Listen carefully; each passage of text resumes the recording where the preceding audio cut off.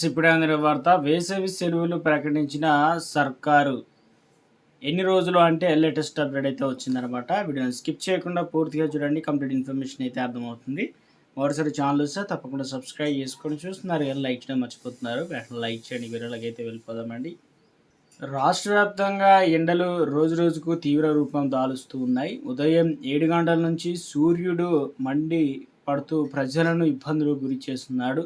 ముఖ్యంగా విద్యార్థులు వేడి తీవ్రత గురి కాకుండా ఉండేందుకు ప్రభుత్వం ముందస్తు చర్యలు చేపట్టింది. ఫిబ్రవరి నెల ప్రారంభంలోనే ఒంటిపూట బడులు అమల్లోకి తీసుకువచ్చింది. ప్రస్తుతం విద్యార్థులకు ఉదయం 8 గంటలకు పాఠశాలలు చేరుకొని మధ్యాహ్నం భోజనం అనంతరం 12:30 గంటలకు ఇళ్లకు తిరిగి వెళ్తున్నారు. ఈ చర్యలతో కొంతమేరకు విద్యార్థులు ఎండల నుంచి ఉపశమనం పొందుతున్నారు. అయితే వాతావరణ శాఖ అంచనాల ప్రకారం నెలాఖరుకు ఉష్ణోగ్రతలు మరింత పెరిగే అవకాశం ఉండడంతో ప్రజల్లో ఆందోళన నెలకొంది. ఇక పెరుగుతున్న ఎండల దృష్ట్యా వేసవి సెలవులపై కీలక ప్రకటన చేసింది. తాజాగా ప్రకటన ప్రకారం రాష్ట్రంలో అన్ని ప్రభుత్వ ప్రైవేట్ పాఠశాలలకు ఏప్రిల్ 24వ తేదీ నుంచి సెలవులు ప్రారంభం కానున్నాయి. ఏప్రిల్ 23వ తేదీన ప్రస్తుతం విద్యా సంవత్సరానికి చివరి పనిదినంగా నిర్ణయించారు. ఇప్పటికే ఇంటర్మీడియట్ పరీక్షలు అనేది పూర్తి అవ్వడం జరిగింది. రిజల్ట్ కూడా రావడం జరిగింది. ఈ నేపథ్యంలోనే ఏప్రిల్ 3వ వారంలో ఫలితాలు అనేది మొత్తం మీద మనకు లేటెస్ట్ అప్డేట్ అయితే రావడం జరిగిందండి.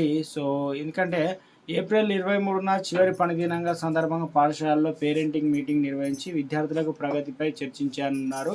అనంతరం ఏప్రిల్ 24న జూన్ 11 వరకు మొత్తం 48 గంటల పాటు వేసవి సెలవులు కొనసాగనున్నాయి. 2026-27 విద్యా సంవత్సరం జూన్ 12న ప్రారంభం కానుంది.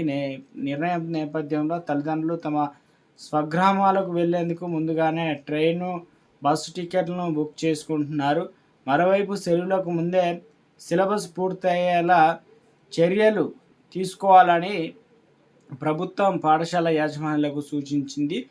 అవసరమైతే వారానికి ఒకసారి అదనపు తరగతులు నిర్వహించి విద్యా ప్రణాళికలు సమయానికి పూర్తి చేయాలని ఆదేశించింది. ఇలా ముందస్తు ప్రణాళికలతో ప్రభుత్వం విద్యార్థుల ఆరోగ్యం, విద్య రెండింటినీ సమతుల్యం చేయాలని లక్ష్యంగా పెట్టుకుంది.